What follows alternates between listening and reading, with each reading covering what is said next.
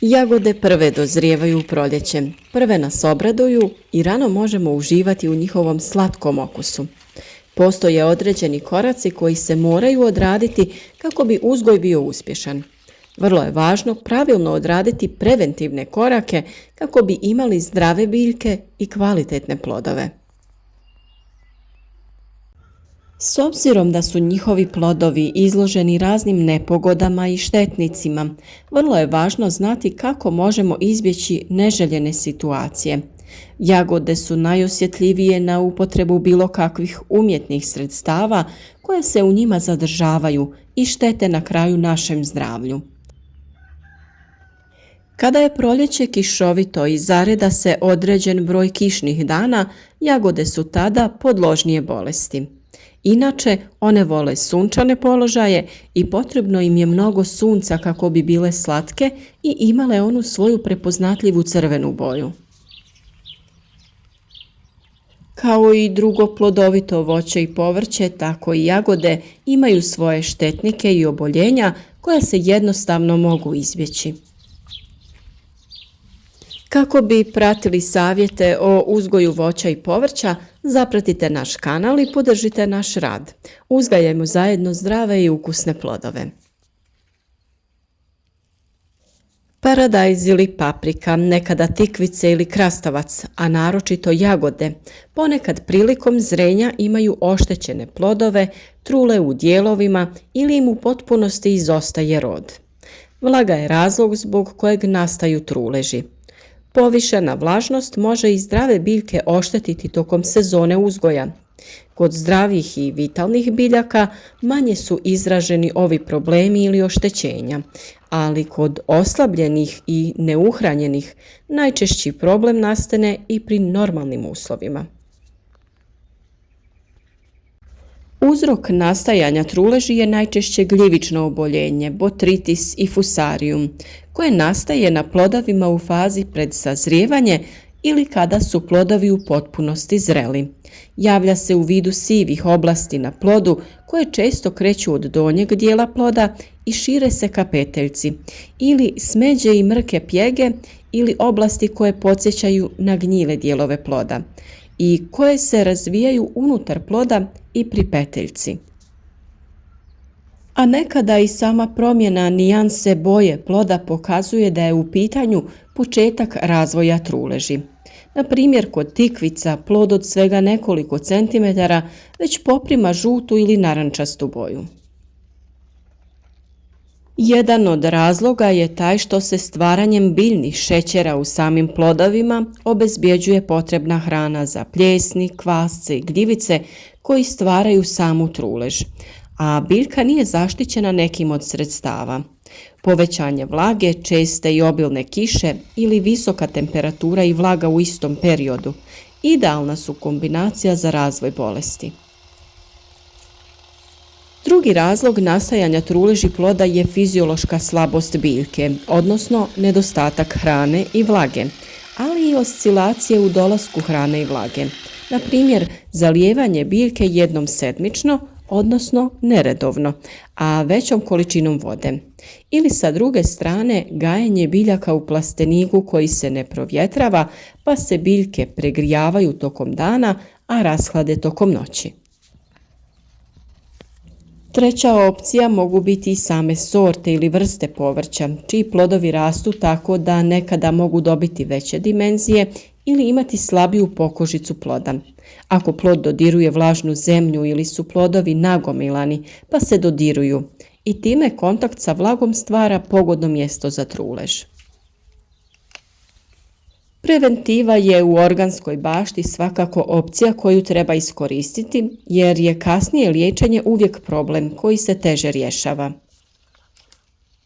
Za početak odaberite sorte koje su se pokazale kao otporne prema truleži plodova, da im plodovi budu manjih dimenzija ili odaberite stare sorte od nekog sopstvenog sjemena prilagođene uslovima u vašem vrtu. Bilo bi dobro da sadite biljke na zemljištu bogatom kalcijem, koji doprinosi jačanju pokožice i tkiva uopšte na biljkama, uslijed čega one bivaju otpornije. Ukoliko redovno pratite naš kanal, mogli ste vidjeti kako pri sadnji biljaka lako možete nadomjestiti kalcij, to jest biljkama dati dovoljnu količinu kako bi imale dobar početni razvoj. Jednostavno izmrvljene ili samljevene ljuske jajeta dodajte u rupu gdje sadite povrće ili jagode. Kalcij je svakako rješenje koje treba primijeniti dodavanjem biljkama i tokom daljnjeg uzgoja. Jednom mjesečno zalijevajte biljke rastvorenim organskim kalcijem ili potopljene ljuske od jaja koje su odstojale 2 nedjelje u vodi koristite kao dohranu bogatu kalcijem. Ono što je također važno jeste pravilan razmak prilikom sadnje. Razmak između biljaka treba da bude nešto veći, od 25 do 30 cm. Naime, više zraka, prozračnost i osunčanost daju zdrave biljke. Ili sadite osjetljive biljke pojedinačno, razmještene po vrtu. Kod uzgoja jagoda najbolje je koristiti prirodne preparate, jer sve što po njima špricate ostaje u plodovima i to neposredno unosimo u naš organizam.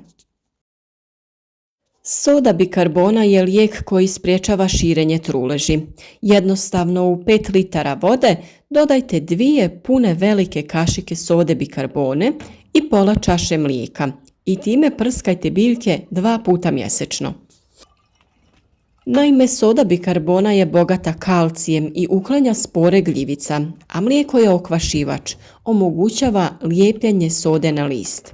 Također, mlijeko štiti biljke od oboljenja listova nakon kišnog razdoblja, a mlijeko je i jako dobra prirodna prihrana za sve naše biljke. O svemu tome smo dosta govorili, pa je vrlo važno da naše video savjete pratite redovno, kako bi znali sve korake koje preporučujemo da bi biljke bile zaštićene i uhranjene, što je neophodno odraditi na vrijeme. Mi se stvarno trudimo na sve vaše komentare i pitanja odgovoriti na vrijeme, ali neki komentari se jednostavno izgube. Pa je zato dobro da se snalazite na našem kanalu i tamo potražite odgovore na vaša pitanja, jer vjerujem da imamo odgovor u nekom od videa. Pepeo drveta se može potopiti u vodu i koristiti kao jak bazni rastvor i prskanjem plodova tokom večeri. Može spriječiti stvaranje plijesni. Koristite 2 kašike pepela, nastalog isključivo sagorijevanjem drveta, te stavite u 5 litara vode. Treba da odstoji 1 dan, a nakon toga potrebno je procijediti i prskati vaše biljke. Dodavanje kreča u prahu, to jest vapna, prilikom jesenje obrade zemljišta obogaćuje zemljište za 1 sezonu u vrtu.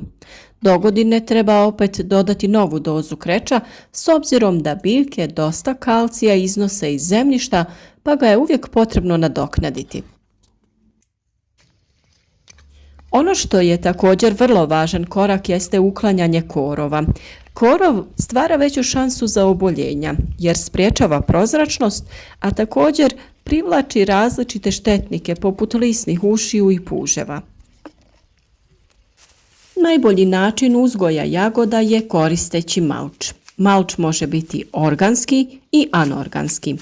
Pod organski se podrazumijeva slama, sjeno, sječka drveta ili slični prirodni materijali.